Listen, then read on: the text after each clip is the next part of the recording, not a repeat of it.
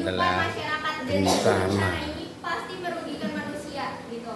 Nah terus si bencana ini bisa disebabkan oleh faktor alam maupun non alam, bisa juga dari si manusia itu sendiri gitu. Sehingga mengakibatkan timbulnya ada korban jiwa, terus kerusakan lingkungan, kerugian harta benda, kayak kalau misalkan terjadi gunung meletus gitu, terus kan rumah kita misalnya kena gitu. Jangan. Ya, Amin, Pak. pasti kan menimbulkan kerugian harta dan benda. Kemudian ada juga dampak psikologis gitu. Oke. Selanjutnya, nah tadi kan bencana, sekarang bencana alam lebih spesifik. Kira-kira apa menurut kalian bencana alam? Bencana alam Coba ya bencana alam. Dapat hadiah loh. Ini anak-anak 94 ini. Teman-teman ada di situ yang di belakang nih. Coba bencana alam. Bencana alam itu apa yo? Ya bencana alam itu apa?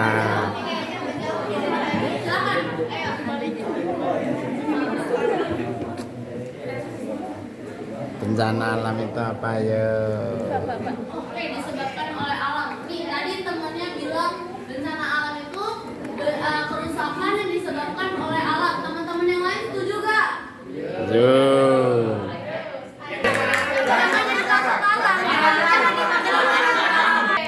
Jadi bencana alam itu bencana yang disebabkan oleh peristiwa atau serangkaian peristiwa yang disebabkan oleh si alam itu tadi. Jadi kerusakan yang ditimbulkan oleh si alam itu. Contohnya kayak gempa bumi, tsunami, gunung meletus, banjir, kekeringan, dan angin topan. Tapi hari ini kita spesifik untuk membahas si tanah longsor gitu. Nah, ini ada definisi dari tanah longsor. Jadi tanah longsor itu adalah perpindahan dari material pembentuk lereng kayak batu, tanah, pasir itu bergerak ke bawah atau keluar dari si lerengnya. Nah, proses terjadinya si tanah longsor itu disebabkan dari air yang meresap ke dalam tanah yang akan menambah si bobot tanah tersebut. Nah, habis itu si air ini kalau misalnya dia nembus sampai lapisan tanah yang kedap air, si tanah kedap air itu akan menjadi si bidang gelincirnya. Terus tanah yang di atasnya yang udah lapuk kena weathering itu bakal jadi licin dan dia akan lepas dari si bidang gelincirnya. Jadi dia bakal mengikuti lereng ke bawah gitu, jadi longsor gitu. Nah, jadi ini ada foto contoh-contoh dari kita di sini mau mengantisipasi amit-amit kalau misalnya kalian lagi jalan-jalan kayak ke puncak ataupun ke daerah yang rawan longsor, itu kita bisa tahu gimana sih cara mitigasi bencana tersebut dan mengenali tanda-tandanya gitu. Oke, selanjutnya kita ngebahas tentang penyebab dari tanah longsor itu sendiri. Nah, di sini aku sama teman-teman aku ada tulis penyebab tanah longsor itu ada 2 faktor. Yang pertama faktor alamiah, sama faktor kedua aktivitas manusia. Coba teman-teman ada yang bisa bedain nggak atau nggak kayak sebutin perbedaan faktor alamiah sama faktor aktivitas manusia. Ada yang bisa jawab? Nanti dapat beng-beng buat buka nanti sore. Ada yang bisa jawab? Teman-teman, kita di sini pokoknya santai aja ya, nggak usah terlalu takut atau gimana-gimana. Pokoknya kita have fun aja sekarang. Ada yang bisa bedain nggak perbedaannya apa nih kak? Ini kan faktor alamiah, berarti terjadinya gimana? Terus habis itu faktor aktivitas manusia terjadinya gimana sih gitu? Ada yang bisa jawab? Teman-teman? Ada yang bisa jawab? Kamu yang di sana boleh? yang cewek ada nggak? Gak apa-apa, jawab aja yang menurut kalian pahamin gitu. Dari 2 kata ini kalian bisa jelasin perbedaannya kayak gimana, boleh nggak? Coba ada yang bisa jelasin, teman-teman? Ada yang mau bantu? Kalau faktor alamiah itu disebabkan oleh alam itu sendiri. Kalau faktor manusia itu disebabkan contohnya karena penggundulan hutan. Oke, baik. Bembeng. Siapa namanya? Siapa namanya? Afiza. Oke, keren banget Afiza. Bener banget teman-teman yang tadi dibilang sama Afiza. Oke, kita pertama ngebahas tentang faktor sama teman-teman ada masukin nih tiga contoh faktor alamiah yang bisa nyebabin longsor gitu. Yang pertama, kemiringan permukaan curang. Jadi kalian tahu lereng kan? Lereng miring gitu. Kalau misalnya lerengnya landai kayak gini, berarti kan harusnya longsornya lebih minim untuk terjadi kan. Tapi sedangkan kalau misalnya dia miring kayak gini, terus tiba-tiba dapat air hujan gitu, air hujan akhirnya dia bisa longsor kan? Pada setuju? Oke. Selanjutnya adanya getaran. Makanya biasa teman-teman kalau misalnya lihat berita ada gempa bumi di mana aja gitu, terus tiba-tiba pasti ada longsor yang ikut setelah adanya gempa bumi. Bener gak? Oke. Terus habis itu terakhir ada pengikisan permukaan. Jadi misalnya kayak gini nih teman-teman, di alat peraga ini mungkin yang di belakang kelihatan nggak? Di sini ada tanah, kelihatan? Oke, jadi di sini ada tanah. Nah, tanah itu kan sifatnya lepas kayak gini kan teman-teman. Terus kalau misalnya pengikisan itu kan umumnya terjadi karena adanya air yang ngalir. Kalau air ngalir kan dia bakal ngikutin aja gitu kan di lerengnya gitu. Kalau misalnya ada air ngalir di sini, otomatis dia bakal turun ke bawah nggak? Nah, makanya itu bisa nyebabin longsor gitu. Nah, ini cuman salah 3 dari faktor alamiah yang bisa aku sama teman-teman sebutin. Tapi sebenarnya ada banyak banget yang bisa nyebabin longsor gitu. Selanjutnya ke faktor aktivitas manusia. Nah, di sini ada beban di puncak tebing gitu. Nah, kalian lihat, ini kan tebingnya, ini lerengnya gitu. Terus habis itu di sini ada jalan. Jalan tuh biasa dilewatin sama mobil-mobil berat gitu kan. Berarti kan beban di atas nambah. Kalau misalnya tanah di bawahnya nggak kuat untuk menopang si beban itu, berarti bakal nyebabin longsor nggak? Oke, benar. Terus habis itu ada penggundulan hutan, benar yang tadi Afiza jawab. Penggundulan hutan, coba teman-teman ada yang bisa jelasin nggak kenapa penggundulan hutan bisa nyebabin longsor? Nggak bisa? Bisa? Ada yang bisa jawab? Boleh? Yang bisa nyebabin longsor itu karena nggak ada akar tumbuhan yang menyerap air. Oke, bener banget. Tepuk tangan dulu buat temennya. Beng lagi. Oke, jadi tadi kamu namanya siapa? Pardan. Fardan. Oke, bener banget yang tadi Fardan bilang itu ada penggundulan hutan.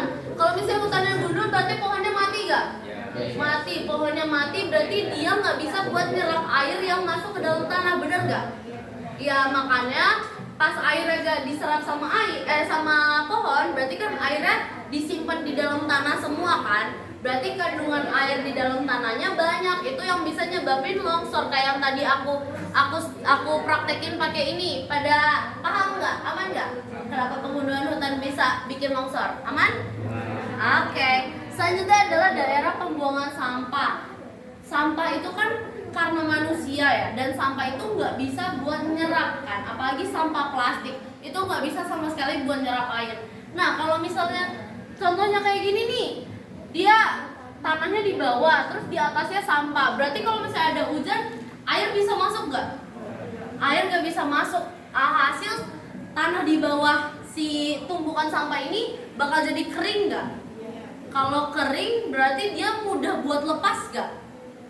Jadi teman-teman, tanah itu dia nggak boleh kelebihan air dan dia nggak boleh kekurangan air untuk bisa jaga dia stabil dari longsor gitu. Aman? Oke, nanti kalau teman-teman ada yang mau ditanyain, langsung angkat tangan aja ya. Oke, selanjutnya. Oke, selanjutnya kita bakal bahas tentang tanda-tanda terjadinya tanah longsor. Kalian kan walaupun di sini jarang longsor ya, kalian kalau bisa jalan-jalan nanti lihat nih lingkungan sekitarnya. Wah, ada tanda-tanda yang salah satu dari ini, kalian jadi bisa lebih waspada kan. Yang pertama tuh munculnya mata air baru secara mendadak. Tadi kan udah dijelasin, salah satu penyebab longsor itu karena adanya air. Nanti juga bakal ada videonya. Dan nanti air itu kan nanti bakal nambah beban si tanah ya. Terus nanti tanahnya bisa terjadi longsor. Terus tanda-tanda yang kedua itu munculnya retakan-retakan di lereng. Nah, kalau misal di lereng ini ada retakan-retakan, ini rawan nggak buat terjadi longsor? Soalnya kenapa? Karena bakal nyambung ke selanjutnya, itu nanti bakal rapuh nih kerikil-kerikilnya secara satu-satu, kecil-kecil. Tapi kalau misal udah sama berjatuh-jatuhan kerikil, nanti bakal lama-lama jadi gede kan. Dan itu bakal bahaya gak kira-kira? Nah, berarti kita harus tahu nih tanda-tanda terjadinya longsor biar kita bisa mengantisipasi gimana sih caranya buat mitigasi bencana longsor ini gitu. Oke. Oke, terima kasih, tepuk tangannya mana? Ya demikian Nah, ini ini ada videonya nih. ada videonya. Ini ada yang hujan. Demikian Jadi, ada kalau membuat si hujan. tanahnya di atas, terus mulai terjadi Ya demikian terus bakalan mitigasi runtuh, lama-lama jadi gede, bahaya, terus bakal mitigasi longsor.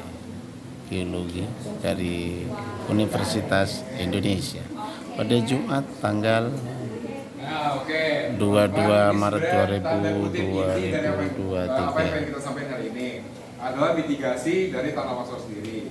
Ini yang pertama itu ada tahap-tahap yang harus kalian lakuin sebelum kejadian. Sebenarnya kalau sebelum kejadian kayak misalkan lagi jalan-jalan di ke puncak, ya kan kalian nggak tahu ya kapan tanah longsor akan datang. Jadi ini sebenarnya cuma tanda-tanda preventif aja kayak yang kalian bisa lakukan untuk mencegah kejadian tanah longsor.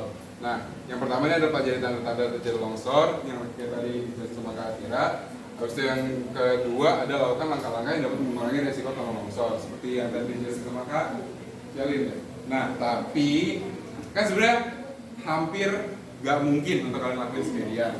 Tapi sebenarnya kalau kondisi, kalau misalkan kalian ini kayaknya berbahaya nih untuk daerah sekitar sini, kalian laporin itu bisa kayak mungkin nanti bakal dibantu untuk penanaman pohon atau enggak dikurangin aktivitas mobilisasi di daerah itu gitu.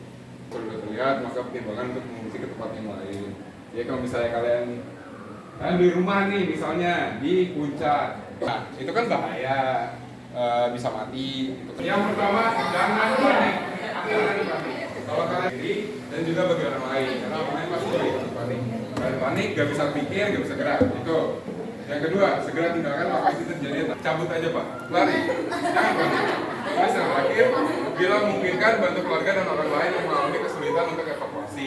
Pokoknya yang paling penting untuk kalian lakuin pada saat kejadian tanah longsor, kalau kalian di dalam gedung ataupun di daerah outdoor gitu misalnya, tapi terjadi tanah longsor, yang paling penting adalah evakuasi dan juga membantu yang lain untuk evakuasi. Apa yang harus kalian lakuin?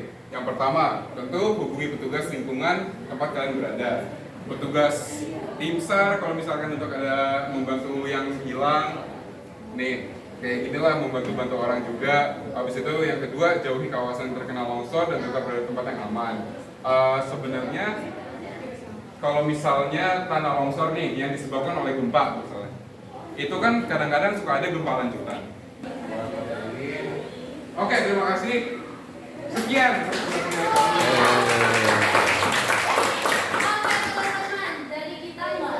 Demikian mitigasi geologi UI. Selamat dan terima kasih.